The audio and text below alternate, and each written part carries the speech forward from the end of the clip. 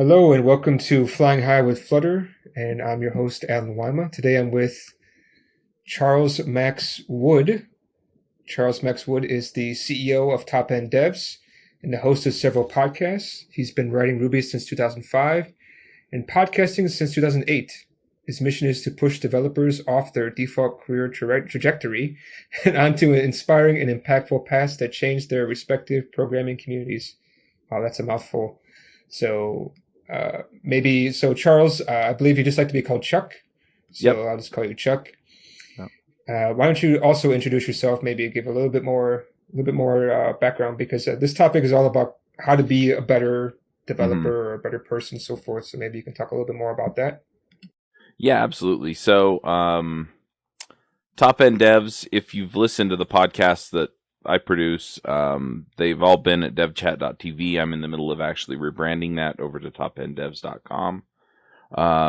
Just because I feel like that kind of gives you an idea of kind of the mission that we're on here. And when I say I want to help people become top end devs, what I'm talking about is really getting people into that top 5%-ish of the community, of developers, of people that are writing code in whatever language or framework they're using, and contributing to the community in ways that actually make a difference for the community and help change the community in ways that make a difference, right? So that could be speaking, it could be writing blogs, it could be podcasting, it could be YouTube, it could be writing open source software, it could be leading users groups. I mean, all kinds of different ways that people can do it. But I feel like that also pushes them to grow in their skills and their learning journey and things like that. So it all kind of comes full circle back to the ideas around the skill growth, but then also building relationships, contributing to the community, and being recognized for what you do. That's quite interesting. So if I understand correctly, actually, let me just kind of step back for a moment. I do want to just go ahead and be kind of full outright. Like, this podcast would have never been if it weren't for the sessions that we had. So I was part of your, I don't know what you call cohorts for the, maybe you can go ahead and introduce it, right? Yeah. So I don't even know how to better introduce it, but I was actually part of, well, actually one of your students for quite a while. And without your instruction and guidance, I don't think we would have this podcast. Right. So probably over the last 6 months, I've picked up coaching, which is part of this mission, part of this idea that, hey, let's get, top end devs to go out and share what they know. And one of the things that I put together was an accelerator, and I've renamed it about 6 times. But right now it's the Top End Devs Accelerator.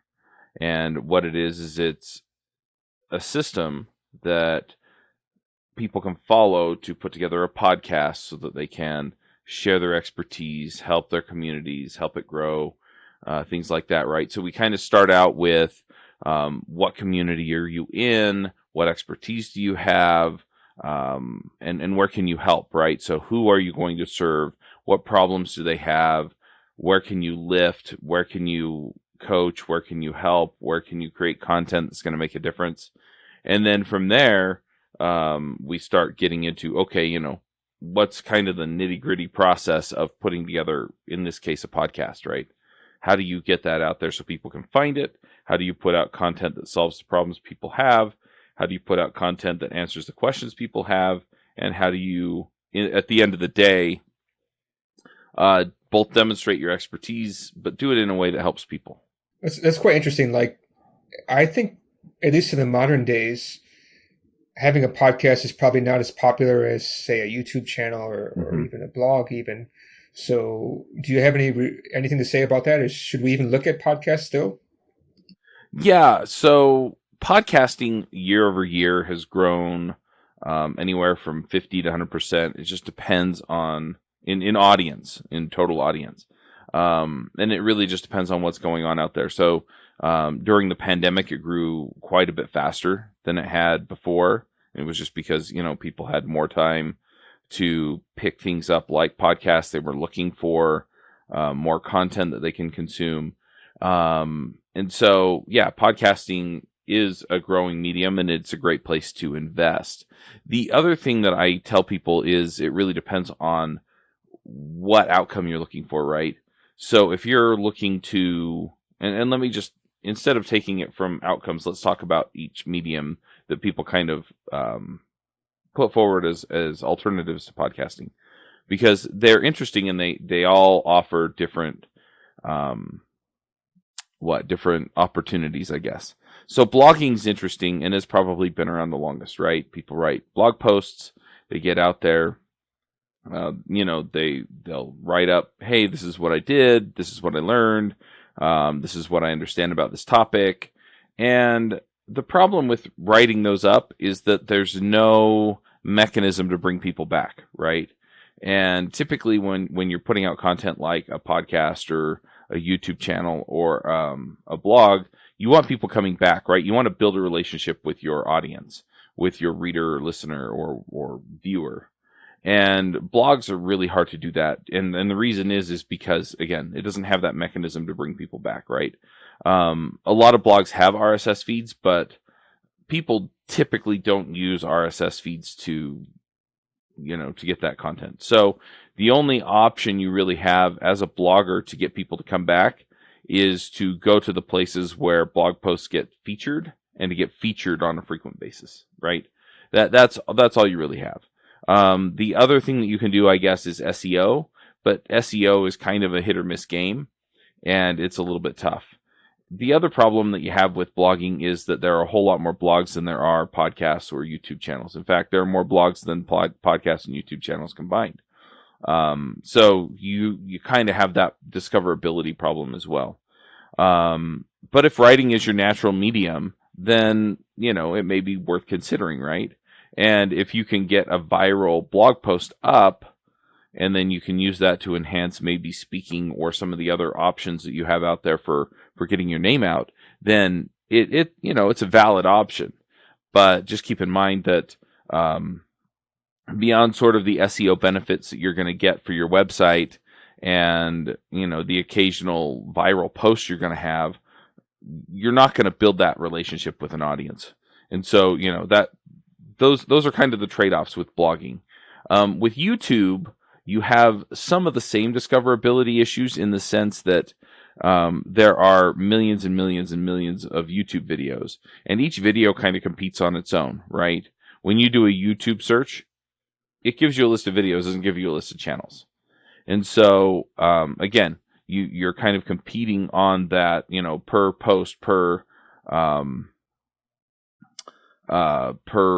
video option, right? And so in that sense, you kind of have the same problem as blogging. You're just in a smaller pond. The flip side of that is that people can subscribe to your channel, right? And so if you're on YouTube, people subscribe to your channel. The next time they're on YouTube, they're more likely to see your content, right? And YouTube has an algorithm to send them back, right? So, because YouTube's purpose is to keep you on YouTube. And so if keeping you on YouTube means keeping you watching Alan's videos, then that works out great, right? Because people will keep coming around. And some people are much more dynamic and charismatic on video, and so that works out, right? It makes sense to go on video and kind of create that. But people are looking for a different thing on video than they are from something like an audio podcast. And so there's a trade-off there too. And I get much more into outcome and specific relationship that you want to build on the YouTube channel versus on the podcast.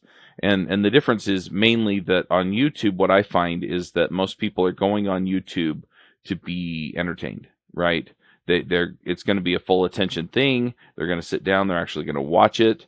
I know some people that get on and they turn on YouTube and then they don't watch the video. They just listen to it, but that's not generally the way people consume it. So at the end of the day, they're looking to be entertained. And so you have to be entertaining. You have to be dynamic. You have to get their attention. You have to keep their attention. And that's kind of the way that YouTube works. And so if you can make that happen, then you can build an audience and you can build a relationship with people on YouTube. Podcasting, however, is a little bit different because usually podcasting, when we're talking about podcasting, and there's some confusion and some debate over what makes a podcast and what doesn't make a podcast.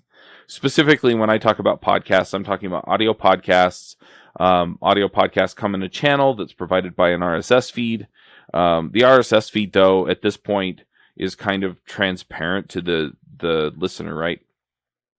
Most podcast listeners know there's an RSS feed, but they just subscribe to the channel on whatever app they're on.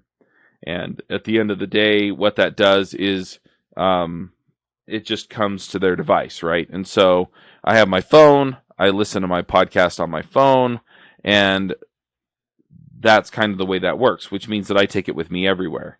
And I think that's a major benefit to podcasting. The other benefit is that because I can take it anywhere, I can hook it up to my car, I can hook it up to my headphones when I'm mowing the lawn or doing the dishes or whatever, and I can do that while I'm listening to the podcast. So what that means is that people will consume it while they're out doing other stuff. The other thing that's been interesting is that people tend to build a different kind of relationship with podcasters when it's audio only, because it's just the voice. They tend to give more credence to what the podcaster says, and they're looking for more companionship rather than entertainment that you get from the YouTube end. And so anyway, that's kind of the trade-off that you're seeing there. And so if you're trying to build sort of that relationship of trust, then you're going to do it differently on YouTube than you're going to do it in a podcast. And for that reason, I push people to podcasts because I know how to do it, as opposed to on YouTube where it just doesn't come quite as naturally to me. But, I've seen people do it successfully on YouTube, so I can't say you can't do it on YouTube. But what I am saying is that, the people who consume podcasts, they consume a lot of them. They put them on their phone. They listen to them in the car on their commute, and they kind of consume them as they go. And then as you put your messages out there, you get them, ask them to buy products, things like that. I find that that's much more effective on a podcast. And so if you're looking to build a business or anything like that, I push the podcast first, and then you can circle back and try and figure out how to do the video later. Yeah, it's interesting you say that, because I feel like, anybody can do a YouTube. I don't know, like that's just the feeling when I see a YouTube channel, because you see so many people young and also inexperienced that just put up videos. But podcasting, for some weird reason, I think it's just a lot of setup involved. Not even just like what we did in the course together, but like the serious logistics, like getting your stuff put on YouTube is very straightforward. Getting your, like, just for one instance, getting your RSS feed submitted to Apple is like a pain, right? It is a little bit of a pain. You have to wait. And also, like I said, YouTube is very straightforward. You do these things, and then there's a button that they like encourage video upload, because that's what they thrive on, right? The more views that they have, the more you can stay on their channel. But for podcasting, the problem is that it's not centralized. Right. So submitting it is like a hassle, because it's like, well, if I want to submit to Amazon, how do I do that? Right. Where's the link? Like if you go to Amazon.com, they're just trying to sell you stuff. There's no like button over here that says submit your podcast here. Right. Google, the same thing, right? Podcast Manager. That's also not straightforward to find. Basically, even Spotify, all the channels, I have to say, like they don't blast. This is how you do it. You have to Google search it, or actually know the systems in and out. That's like the really crazy part. Yeah, they all have podcaster portals that you can get into. And usually you just submit your RSS feed to them, right? So it's just the one link. Wherever you're doing your podcast hosting, they'll give you the RSS link. So it's pretty straightforward. But yeah, like you're saying, it's not centralized at all, right? And so you wind up going to 8, 10, 12 different places, depending on how many listings you want to have, right? How many places you want to show up in, and you submit your show. And to be perfectly honest, I don't see any reason not to submit to anything and everything that carries podcasts, right? And so the big ones you want to be on for sure are Apple, Spotify, Amazon, and Google. And then you can go get on like iHeartRadio and some of the other ones, but those are kind of the big ones. And you submit your RSS feed, and like Google, I think, comes back in an hour, and Apple, depending on how busy they are, it can take a couple of weeks, right? I've seen it go through in a couple of days, but that usually means that you hit them when not a lot of other people were submitting shows. So basically, that's actually an interesting sign too, because it does say that you're not the only one, right? Right. Even though you feel like there's not really any new podcasts. I guess it just depends on your target segment. Mm-hmm. Well, the other thing is that the new shows, it's pretty rare for a new show to make a big splash, because usually if it makes a big splash, it's because it's a big personality or it's having a major push by a company or something like that. And, and so they're pushing their media other places, right? So they're going to make a big splash because they're advertising on Facebook and other places and showing up on all the places and getting people to talk about them. So yeah. The other thing I seem to notice is that a lot of people start podcasting but then give up, right? Like, do you have any advice about this kind of issue? Like, how long should I keep trying until maybe it's just not right for me? It's funny because I've seen stats. Usually it's anywhere from 6 to 10 episodes, and then people will give up. And typically it's not that their podcast isn't growing. It's also typically not that they're not getting the outcome they want, so much as they just, it's a bit of work, right? You have to record the episode. You've got to edit the episode. You've got to get it posted on your wherever you're hosting it. You've got to put it, on the RSS feed, and then you've got to put it out there. And what's funny is that a lot of people will actually hire people to do all that, which is what I recommend, actually, because you can get people to do that for you pretty inexpensively. I typically hire people out of the Philippines, and so they're relatively inexpensive compared to U.S. people. But what it ultimately boils down to is that you have to put time in your schedule on a regular basis to record, and that's where people fall apart. Is that they're not as committed as they thought they were to creating the content. And I think that boils down to two things. One is hey, I'm not as passionate about this topic as I thought I was, right? And so I'm not as eager to go talk about it again on a microphone. Or the other angle is that they're just busy, right? And so they are excited about it, but they're just not good at prioritizing it. Yeah, I can definitely say that at least the last few weeks, my schedule's been super crazy. Like, I've barely been getting any sleep. So, being busy is definitely something that's a problem. But I think the best way to solve that is record as many episodes as you can and keep a very busy schedule. Not very busy schedule, but a very full backlog. So that way, in case you do get busy for some short period of time, for whatever reason, could be work, could be personal, you have that stuff, right? Edit those as soon as possible, schedule them. I think nearly all the podcasting software, when you post them, you can just schedule them and then you just wait. Yep, absolutely. The way that we do it at Top End Devs is we actually have a recording schedule, and because all of our shows, or almost all of our shows, I was going to say all of our shows, but I do a couple of them on my own. And in fact, it's funny because those are the ones that are infrequent because I don't have them on my schedule every week, and I need to do that. They have a scheduled time every week that the hosts show up and record. And so that's the way we do it. And, if we have a guest, then we record with the guest. And if we don't, then we record without one.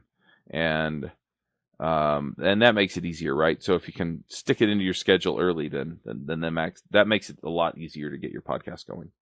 Okay. So have a schedule, have a cadence, kind of keep up with that as much as possible. Yep. And maybe record a backlog so that in case something does happen, you have, Yep. That's definitely true.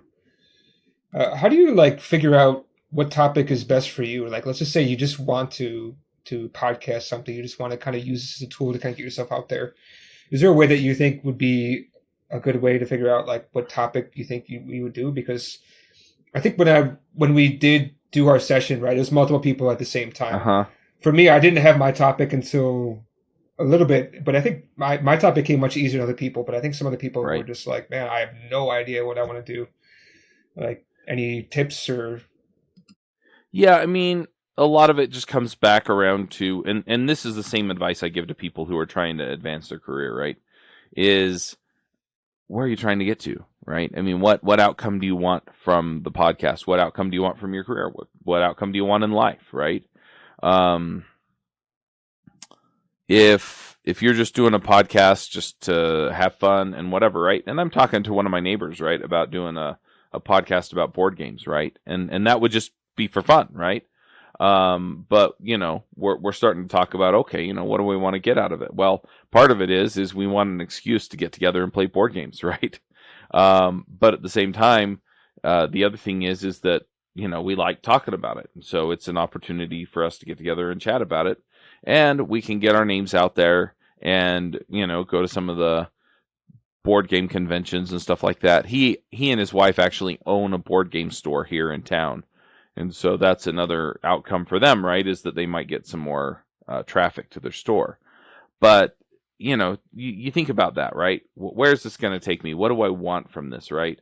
And so within the programming community, I usually am pushing people to, okay, what outcome do you want, right? So I had a client from Australia, you know him, Luke, and he wanted to essentially put more content out there about Quasar, which is a sort of, how do I put it, multi-platform development system framework for Vue.js, right? So you can do mobile, you can do, obviously you can do web because Vue.js is web. You can do all this stuff, right? And so he wanted to get that out there. He wanted to support the Quasar community and the Vue community, right? So he had some pretty specific things that he wanted to do. You kind of came around to the same idea with Flutter. You also wanted to do some training, some, possibly some courses, things like that, right? So you had some pretty clear outcomes that you wanted to get to. I've had other people come to me and essentially say, hey, look, I really love coaching people on finding their first dev job, right? And so that was a little bit more nebulous as far as, okay, well, what do I do my show on, right? Is it job searches? Is it being a new dev? Is it, getting to this other place where I can do this other thing, And so what we do is we sit down and we say, okay, well, who's your target audience, right? Who is that person that you're going to try and reach, that you can make a difference for, right? That it's going to have an impact for. And, and so for a lot of them, I had 2 people come to me with that.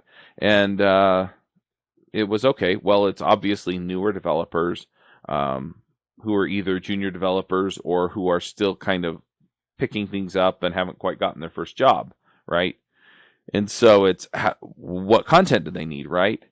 And what can I put forward that's really going to make that difference, right? And if you're really, truly, deeply passionate about helping them out, then it's usually pretty easy to figure out, okay, how do I, what do I talk about? What's going to have the biggest impact for them, right? And then the ones that you can really help, they're going to come to you and they're going to say, hey, look, you talked about this thing. I need a little bit deeper, more personalized help. Right? And so then you can wind up coaching them or helping them or building courses for them or whatever, and kind of take things to that next level. And so when I talk to people, that's usually what we're looking at is, hey, what am I trying to do? What kind of outcome am I trying to create? And then from there, it's who's the target market for this? And then what show does that target market need? And from there, you can put things together and kind of get that out there. The other thing that I also tell people, though, is that you have to keep that vision in mind, because it's really easy to get lost in the, I'm doing a show about such and such for such and kind of lose that passion for the thing that you're actually trying to create, that vision. And so if you go back to, no, I'm really trying to create an environment where new developers can find the job that they want that's going to help them succeed in their career, and you go back to that over and over and over again, that will keep you podcasting, because that's the thing you're passionate about. It's not talking about resumes and interviews. I'm wondering if, I've seen some people, especially on YouTube, they set up like a YouTube channel to kind of document their learning process, right? Like, okay, I'm a complete noob at development or even creating websites. So I'm going to like talk about like, okay, today I learned, or this week I learned, and this is kind of Hmm. my thing. How about something like that where you can use this as a way to also like you don't know this, like you're not an expert in this, but you're using this Hmm. as a tool to kind of talk about that. Is that also another valid way? Yeah, that's initially how I got into podcasting. So, just kind of back up and rewind a little bit. Um, I got into podcasting in 2008. And what was going on? I was actually working in QA at the time for a company here in Utah, and I shared an office with another guy who commuted down from Ogden, which is an hour and a half or so north of here. And so, long drive. He would he bought an iPod back when iPods were the old ones with the circle dial on them, and they were like a mile thick, and so he'd drive down and he'd listen to podcasts on the way down, and then he'd listen to podcasts at work. And, so he's listening to them and, laughing at something that somebody said, Grammar Girl said something clever. And so he's enjoying that. I'm like, what are you listening to? And he got me into podcasts and listening to podcasts. And so I reached out to one of the guys that I was listening to and said, hey, I want to start a podcast. And he encouraged me to do it. And so I started doing kind of an interview slash learning experience podcast. And I started that right before I got my first like real professional programming job. And so as I did that, I'd interview these experts and I'd learn from them. And then on the weeks where I didn't have a guest, I would talk about what I was learning about Ruby on Rails. And what that turned into, funny enough, was a friend of mine had started a video series called Teach Me to Code. And he was starting to get into Groovy and Grails. Hang on just a second.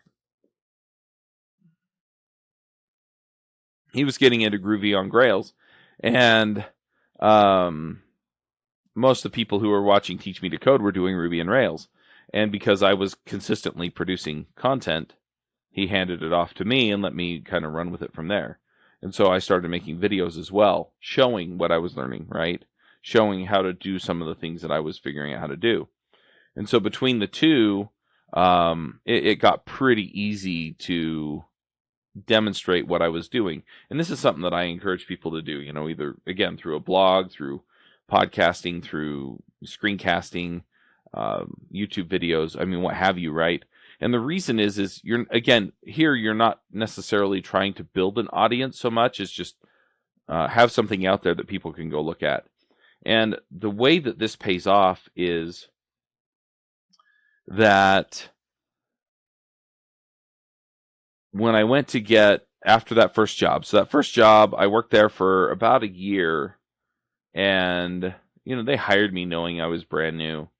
The client that I was working for hit a snag with their income, and so they kind of cut all the extra expenses, including contractors, which meant that I didn't have a job anymore, or I didn't have a contract anymore.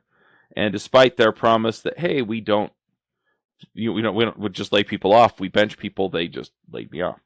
And so, I went home and I told my wife that I'd just gotten laid off. I went out and I put my resume out there for a bunch of places, which is not the way I recommend you find a job anymore, but that's a separate conversation. I wrote a book on that. But anyway, I got a phone call and I went in for that job interview. I think it was our fourth wedding anniversary. It's our third or fourth wedding anniversary. But yeah, went in for the job interview, did the interview. The guy I was talking to through a lot of the interview, he'd ask me a question and I'd answer the question and then say, I have a video on that, right? I did a podcast episode on that. So I walk out the door and he goes and looks up my videos, right? Goes and looks up Teach Me to Code. And he watches a couple of them and he's like, this guy knows his stuff, right? On paper, on the resume, it shows 1 year of programming experience, right? And then whatever he dabbled in the job before that. but he clearly knows what he's doing. And so I got a phone call 10 minutes away from there. I remember I was driving past my mom's house on the way home, and he calls up and he says, "Hey, I went and looked at some of your videos. When can you start?" And I said, "Tomorrow." And so I was unemployed for, I think, 6 hours, right? And so if you look at, that's, it's another thing, when you're talking about building a portfolio, things like that. But it also pays off in other ways. So for example, I got a ticket to RailsConf one year, and I had enough money to either pay for a hotel or an airline ticket, but not both. And somebody who watched Teach Me to Code. I just kind of put it out there. I'm trying to figure out how to get to RailsConf. I can pay for one or the other, but not both. And I got an email saying, "I booked you into this hotel." Okay. Just stuff like that. And so it works out, right? And at the time, I only had a few hundred people probably, paying attention to anything I was doing, right? People have this idea you have to have thousands and thousands and thousands of people in your audience. It's not true, right? A few hundred people is plenty to start to benefit from putting that stuff out there. The other thing that's interesting too is that as a freelancer, I was freelance for like 6 years, and having the content out there, I'd have a contract end. I'd go on the podcast and I'd just kind of say, "Hey, my contract ended a little early. I'm looking for my next gig." And I'd get 3 or 4 emails and a couple of phone calls, right? And this was at the point where I had thousands of podcast listeners. But the reality is that if you just need one contract or 2 smaller contracts to keep, the wheels turning, you only need a few hundred people, right? You only need 1 or 2 people to call you up and be willing to give you money right now to keep things going. And so, if you have a 1% conversion rate, that's 200 people, right? Or 300 people. So you don't need this giant audience. So when you're looking at, putting stuff out there and, building an audience and doing this kind of work, it's not unreasonable to think, hey, if I have a few hundred people, I'm doing pretty good. The other thing is that if you have a few hundred people, you're already better than more than half of the podcasts out there. So, all of that to say, yeah, if you're putting out, "Hey, this is what I'm learning," or "This is what we're working on," or, "This is something you might be interested in. This is a problem we solve for our clients. This is a problem I solve for myself. Here's something interesting that, you may find interesting. This is something that's going on in the industry that I want to discuss, just like everyone else is discussing." All of those things play nicely into, hey, I've got plenty of stuff here to, to serve you and give you what you need. Yeah, that's true. And I think that's one of the things that, so one of the bad things about podcasting is that you really don't know how many people are actually listening to you. It's like shouting out into the void as opposed to subscriber count for YouTube. You can see the number. Mm-hmm. So yeah, that is something. And also it's, like you said, it feels like there's a lot more people out there who do listen to your stuff than I think people viewing your YouTube content, just on average, Mm-hmm. right? Because I don't know. Like you said, podcasters, they don't just subscribe to one channel and that's it, right? They just subscribe to all kinds of stuff. Yep. I just remember myself, like I was listening to like history stuff and like murder podcasts and Mm-hmm. things like that, things that like true crime stuff I like to listen to. And it's just because, it's not all tech related, although right now all my stuff is tech related. That's also a huge thing. So yeah, it feels like there's a podcast for every single topic you can ever imagine. Yep. Well, and if there's not, there's probably room for it, right? I mean, when we were talking about pulling this together, you did a little bit of research, and I think you found like 6 Flutter shows, and I don't think any of them were producing. I think another one has started up since then that is producing now, but I mean, the Flutter community, those folks have plenty of time to listen to 2 shows, right? As one. You get up to 4 or 5, people might have to pick which ones they want to listen to, right? because people don't have infinite time. But it's interesting, right? Because when you get to that point, it's like, okay, well, this is a niche that I'm really interested in. This is a community that I'm really interested in serving. There's no show for them, especially if there are other, how do I put it, like other means of people getting information, like say forums or conferences. Conference is a good indication. If there's a conference but not a podcast, that's a good indication that you probably could start a podcast in that space and do well, right? We've collaborated on the Elixir podcast on Top End Devs, right? And when we started that, I think there were like 2 other Elixir shows out there total, and one of them doesn't produce anymore, right? I mean, at this point, I think there are 4 or 5 of them that people can go subscribe to. But of the ones that are still producing, I think we're the oldest or pretty close to the oldest one, longest running one. And there's a lot to be said for that. JavaScript, same thing, right? We've been around for a really long time in JavaScript Jabber. And that also, speaks a lot to that. And having that backlog brings people in too, right? Because people go and they're like, oh, you've got this interview with this person, or you've got this content with this thing, or you've talked about this thing, or hey, I didn't realize that this was a thing back then that, is starting to come back into relevance now. And so, there are a lot of reasons to have these podcasts, but, ultimately, yeah, if there's a community out there that has some way of getting together and doesn't have a podcast, then there's a huge opportunity there for you to get out there and kind of pull things together, because then you become one of those central areas where people come together and get information from you as well as from those other places. Yeah, what I think is kind of interesting, like as you were talking, I was just looking at, I was quite surprised. I kind of jumped around over here, but one day I just, when you turn on Google Chrome on my phone, right, they always have like a bunch of suggested links, things that they think you might find interesting. One of the the very first one was by FreeCodeCamp, which was best podcast for Flutter developers, right? It's such a small space. We were actually listed as the 3rd one. So the first one is Flutter 101, which I think we talked about before, right? That's one of the more consistent ones. It's all widgets, which produces maybe like 1 or 2, 3 episodes every couple months that I could kind of tell. And then they listed my podcast, which I thought was, wow, I felt like really honored that we're being like noticed out there. And the next one is Learning Flutter. And I was just looking at that. The last time they have an episode was 3 years ago. Yeah. And that was the 3rd episode. That's pretty common, actually. Yeah, that people just kind of just have a couple episodes and stop. Right. It's I do admit it's not easy to do, right? But yeah, I mean it's hard to keep consistently putting out content. It's tiring, I think, right? You don't feel tiring from all the, I mean, you run, how many shows do you have active right now?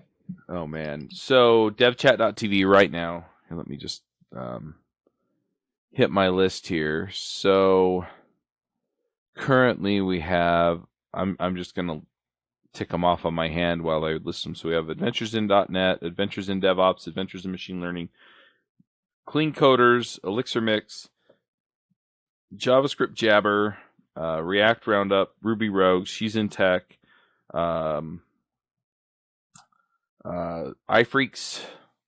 Views on View.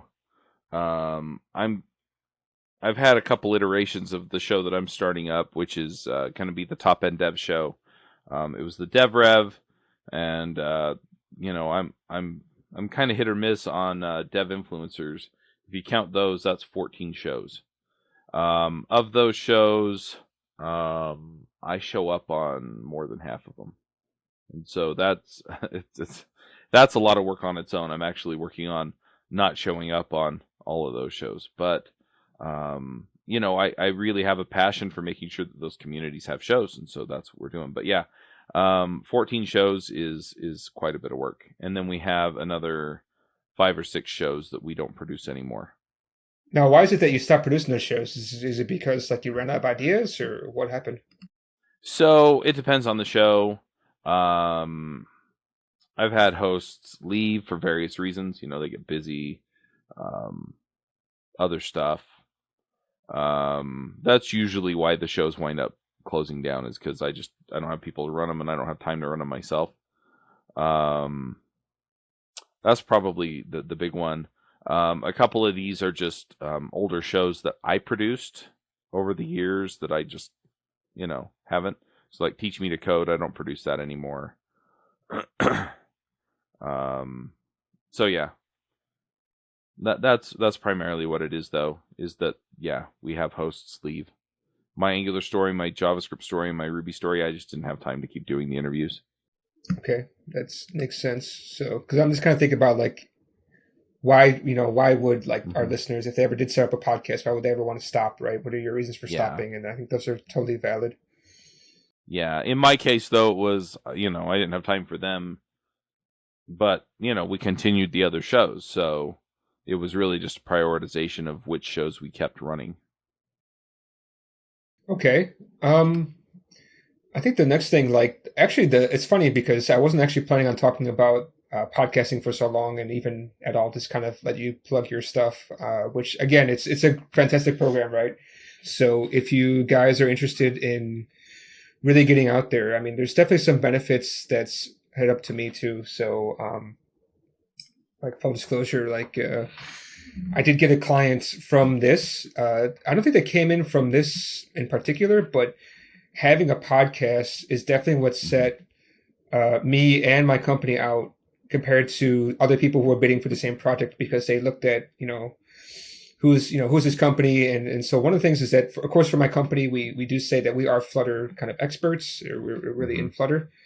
The other thing, too, is that they saw that we were basically evangelizing the technology as with the podcast, and said that was actually the thing that put us over the top, was having the podcast. So the other thing, too, is a couple of people actually already reached out to me being on the show. And actually, I thought it was kind of funny, but a GDE actually reached out to me and said, you should get this guy on your show. And that guy is somebody who I do watch. And actually, he reached out to the guy and said, hey, do you want to be on the show?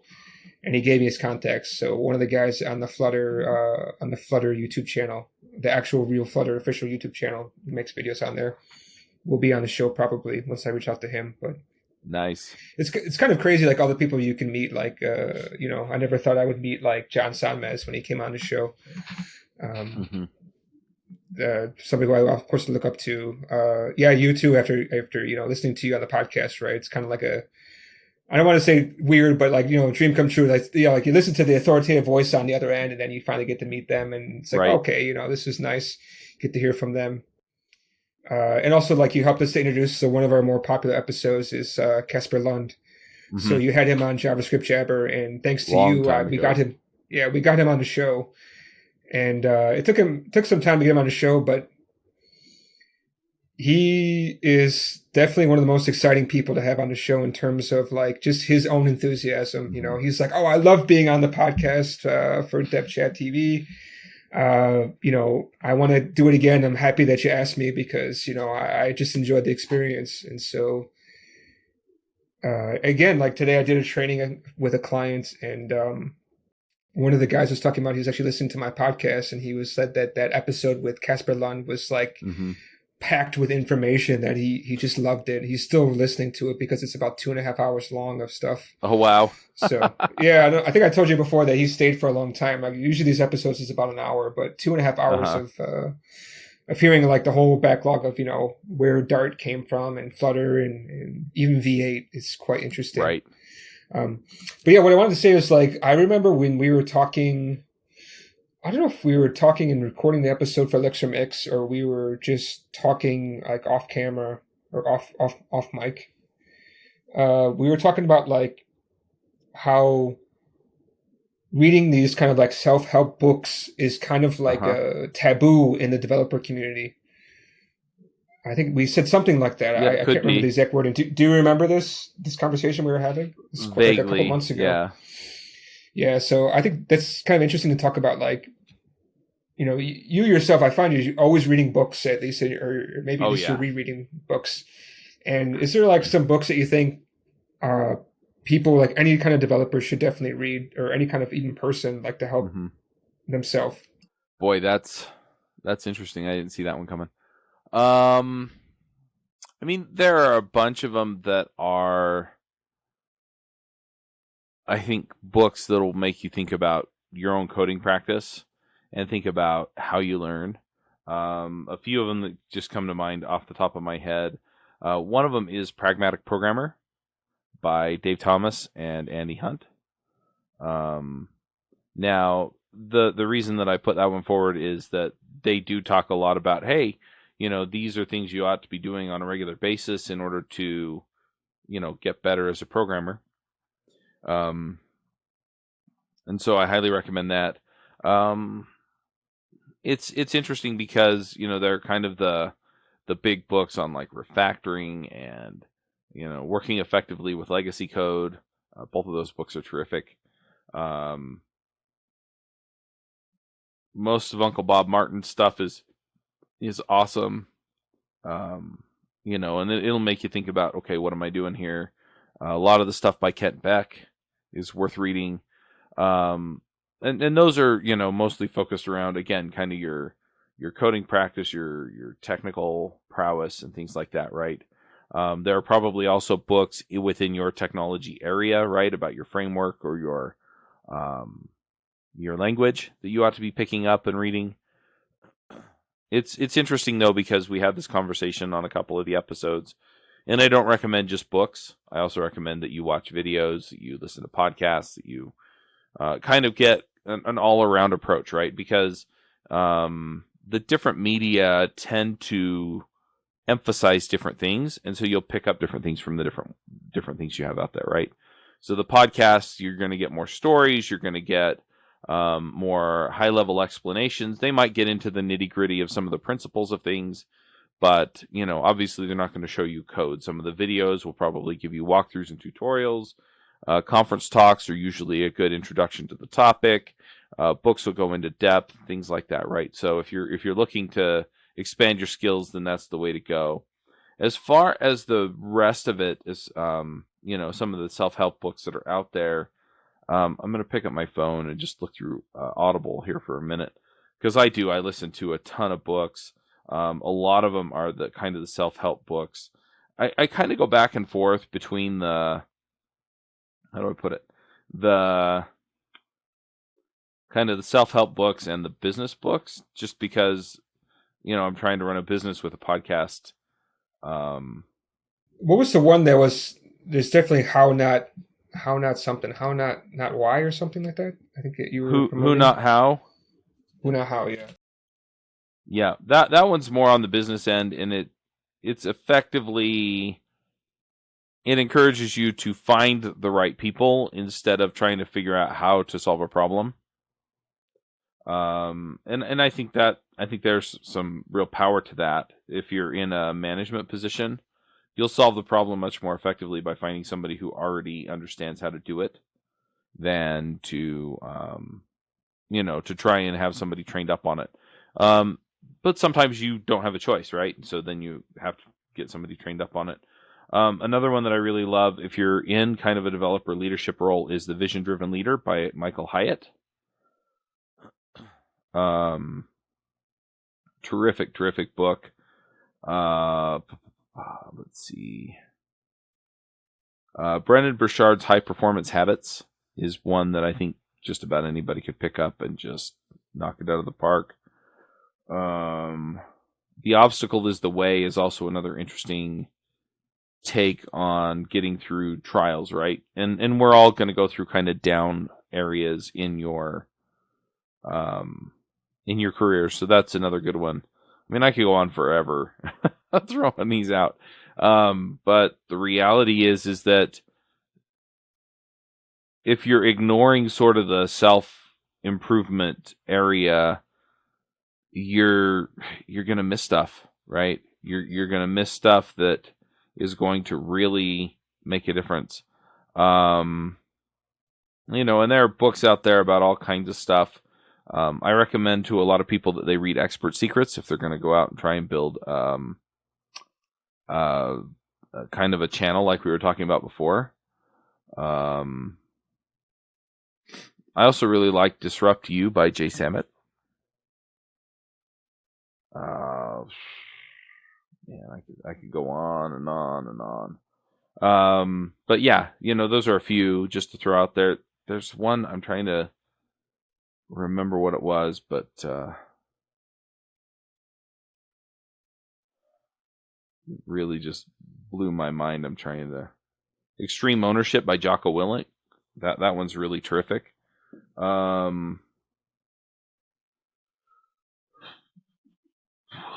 I pick up books about other stuff too, right? I've got health books. I've got I read a book about how to identify with Generation Z, right? People younger than I am. I'm kind of right on the bubble of being a millennial. So, just stuff like that. I mean, whatever it is that you need to learn, I'm a big fan of kind of the just-in-time learning. So, hey, I need this skill. Hey, I need this knowledge. Hey, I need this. Okay, go pick up a book, right? Hey, I just got hired as a leader, so, what do I do, as a team leader, whatever. Go pick up 360-Degree Leader by John Maxwell.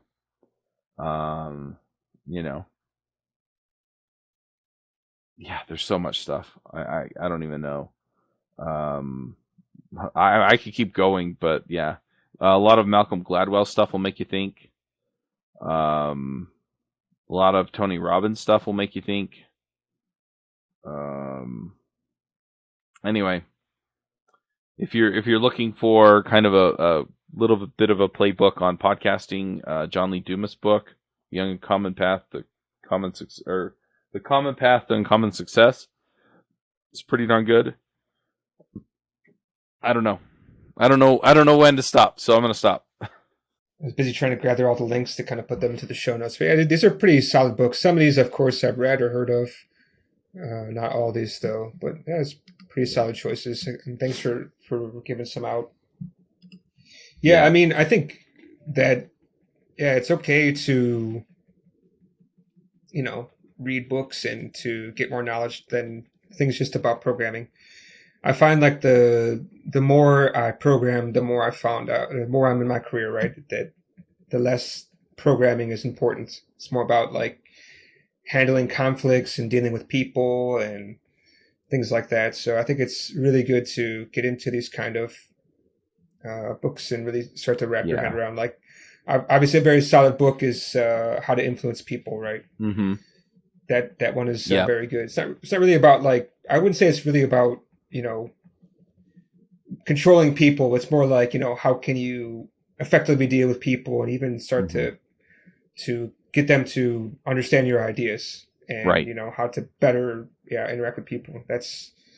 I'm still working on that, but I'm getting better and better with how to talk with people. But once, you can communicate, especially formulate your ideas, and it becomes much, much easier to get your job done. And it doesn't matter. I think one of the most surprising things as a developer is that, you think that, I go to school, I get to learn how to code, and that's all I'm going to be doing is just tapping on my keyboard. And once you start working, at least when you start going up a chain, it's like, no, I have to actually learn how to formulate a proper email and how to discuss with people who are not technical, and how can I explain to them that, this thing which they want to do is, it looks so easy, but it's actually not, because there's a lot of things that they just don't understand. Yep. So that's, I mean, it's very interesting. I don't want to take up too much more of your time. I think you've definitely, given a lot of information, and again, I just want to say again, of course, I'm no longer a student. Maybe I'll come back because it's just not a good fit for me at this moment in my time. And we talked about this, but I really have to say that, if you're interested in like, promoting yourself or whatever, or even just, you want to spread out some of your knowledge to people, podcasting is definitely a way. And I think that your program is definitely, was definitely helpful. And, I'm glad that I took it. So, yeah. Anything else you want to say? Yeah. If you're interested, go to devinfluencers.com/apply. And that will, there's a form. It just gives me some information about where you're at and where you're trying to get to. And then we'll reach out. We'll jump on a call. do some coaching. I mean, that's essentially the way that I run it. We'll do some coaching. We'll make sure that, I understand where you're at, go deep, right? And then from there, we'll decide if it's a good fit and move ahead from there. But either way, definitely go check that out. The other thing that I'm doing these days is if you're trying to figure out kind of what's next in your career, or you feel like you have questions about how to build a career, or how to build a podcast, or where to go next, or how to learn stuff, or about technical topics that you think I have the answers to, I've actually opened up coaching time every Wednesday, and it's just an open Q&A. There's going to be some training right at the beginning, but it's going to be for like 10 minutes, and it's just going to be a basic, hey, here's how I do this thing, right? And then, the rest of the time is just going to be Q&A. And when I say Q&A, it's not, so what's your favorite Ruby library? Oh, it's this one. Oh, well, what's your, and it's not going to be like that. It's going to be more along the lines of, hey, I ran into the situation and I'm trying to figure out how to handle it. Or, hey, I've been thinking about starting a podcast and I don't know what to do it about. Right. And so I'll actually bring you on the call. Right. And we'll talk, and, I'll ask you a bunch of questions and we'll kind of go deep. It'll look a bit like coaching. Right. And, try and answer your question on the call. I'm doing those Wednesdays at noon Mountain Time, and you can go get on those calls at devchat.tv/levelup. I think eventually it'll wind up at topenddevs.com/levelup, but we're still in transition. So devchat.tv/levelup.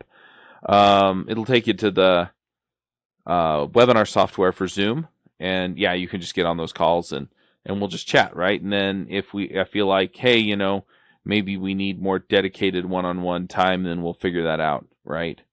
But that's kind of the deal. There's no sales pitch. I'm not going to do any kind of weird, selling or anything.